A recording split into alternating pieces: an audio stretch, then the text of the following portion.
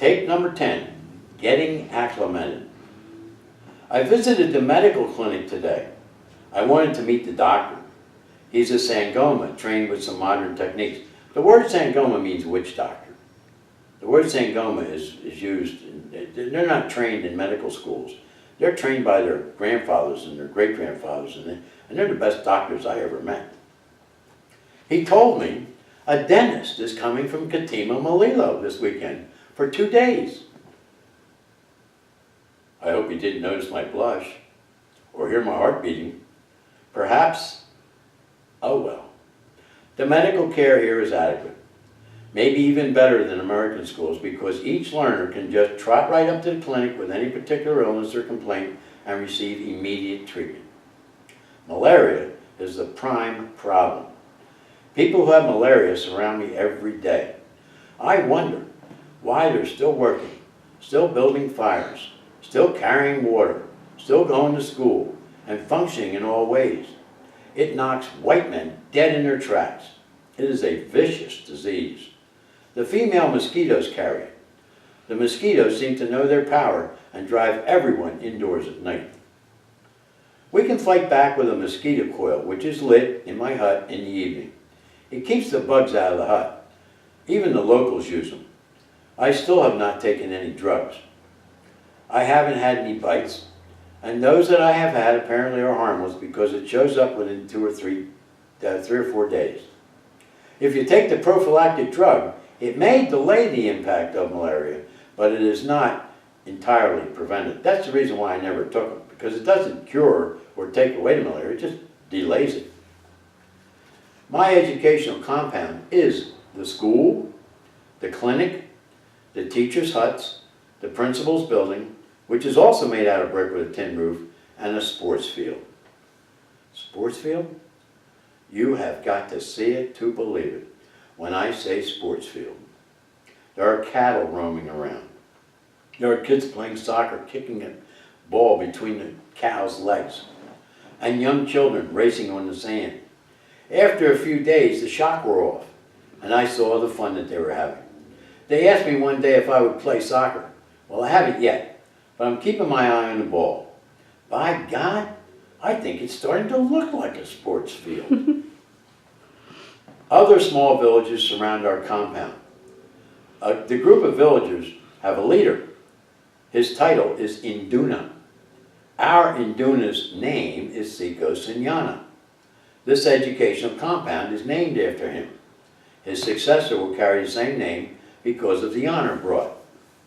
I was invited by the Induna to participate under the judgment tree. It took many weeks to accomplish.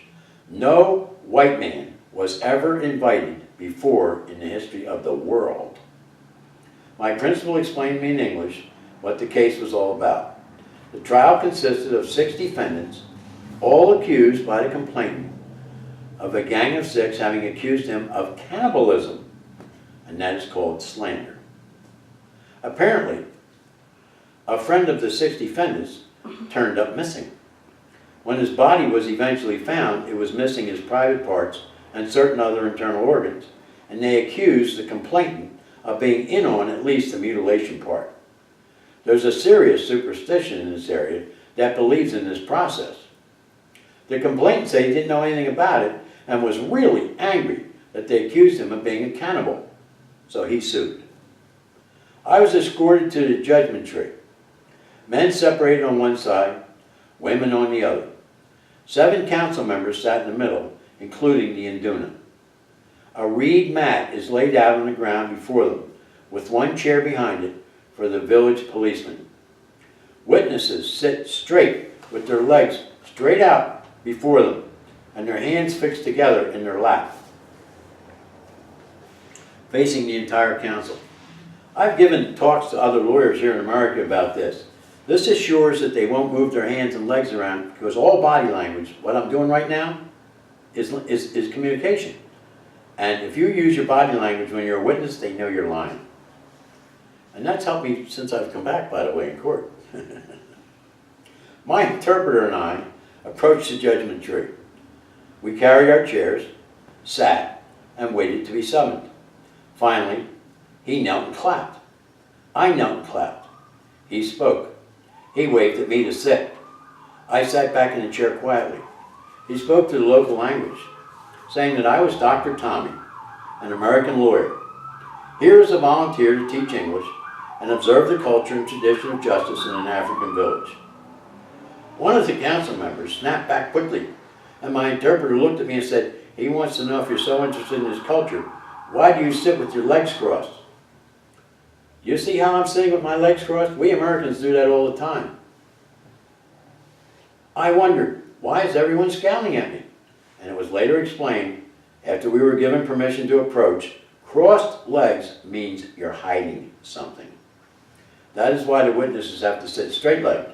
Other than that, the trial was like any ordinary preliminary hearing here in America that I had participated in many hundreds of times.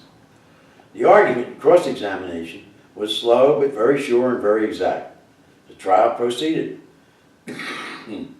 The complainant could not produce any witnesses to the defendant slandering him of cannibalism, and therefore the case was dismissed.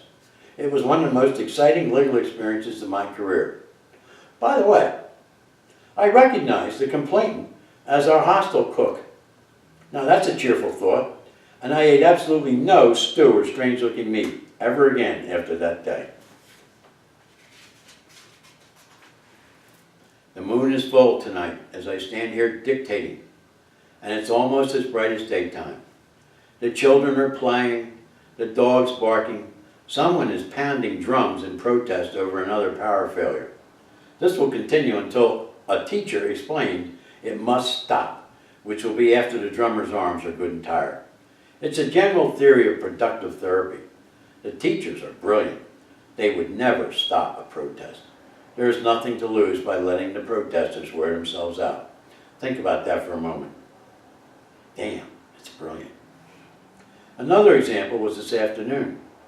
I saw a few dozen learners out back were shoveling sand behind my hut. They dug an 8-foot square hole, 8-foot hole, 5 feet square for me to throw my trash into. I thanked them profusely, not knowing it was their punishment. Also, this afternoon, 3 young ladies agreed to do my washing. It's actually the only thing I can't do for myself because I have no line and no water. I was very grateful for their offer. I paid them a small amount for the job so that we were on an even ground as student and teacher. I tried the charity route with the other ladies, but they spent most of their time listening to my music and eating my peanut butter cookies. So I educated everyone in good old-fashioned American free enterprise economics and said that I would not accept anything for free anymore, and from now on, I'm paying for it. So much for democratic ideals.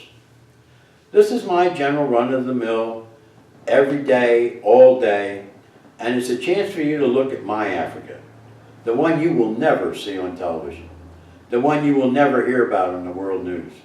The simple, ordinary, daily struggle for survival by contented and happy people, looking forward to some future somehow, somewhere, with some strange American dude with gray hair and a ponytail trying to lead the charge. Boy, this sand is tough to get started in. More later.